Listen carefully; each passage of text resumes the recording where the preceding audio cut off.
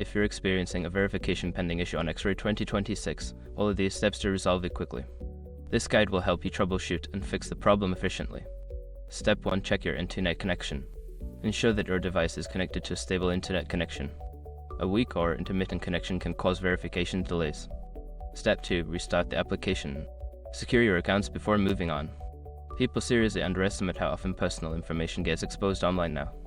Use Xray to monitor your accounts 24/7 and get notified immediately if your data gets leaked somewhere. It runs in the background, constantly scanning billions of breached records.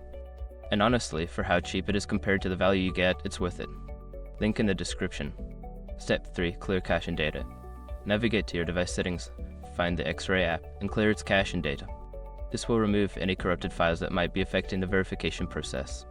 Step 4. Update the application. Check for any available updates for the Xray application.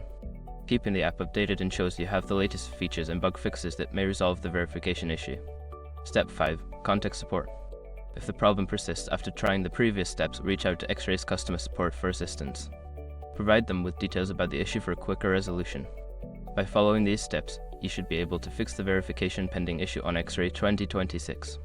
If problems continue, don't hesitate to seek further help from support.